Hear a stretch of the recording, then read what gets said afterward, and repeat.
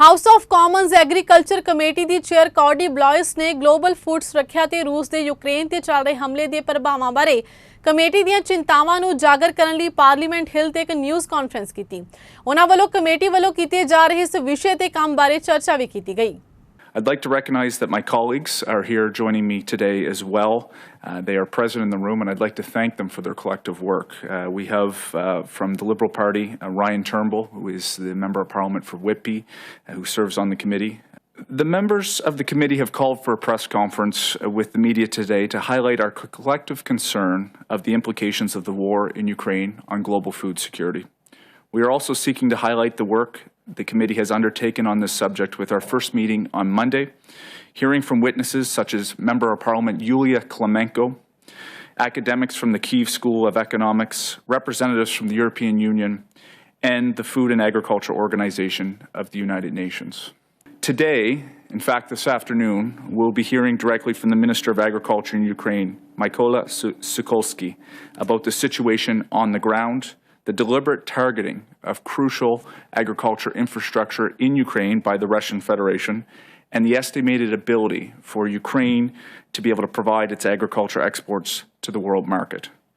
We will also have the Deputy Minister of Global Affairs Canada and other officials to be able to give context about countries that are particularly vulnerable as a result of the ongoing conflict in Eastern Europe.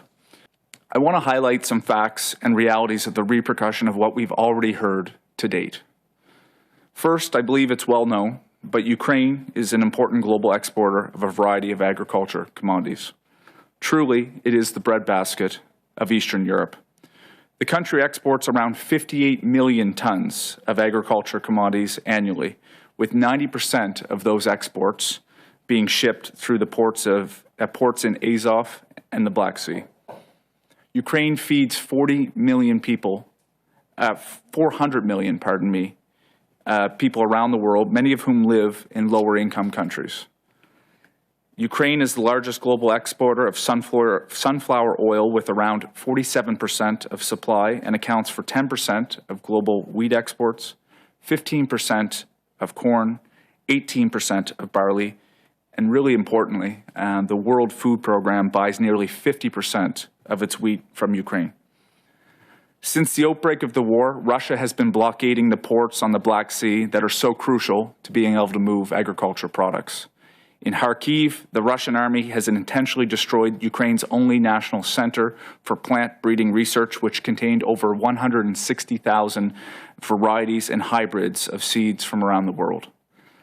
Currently, nearly 20% of the country is occupied, but Ukraine is hoping to be able to harvest 80% of its arable lands in their possession. Challenges such as approximately 13% of the farmland is either mined or contains unexploded shells are a reality for farmers on the ground, and indeed we've heard testimony that farmers have been killed simply trying to be able to plant their fields.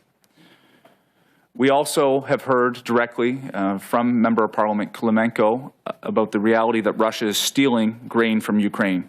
She estimated nearly 500,000 tons of grain has been taken from Ukrainian storage for Russian benefit, including direct selling of the grain through Syria.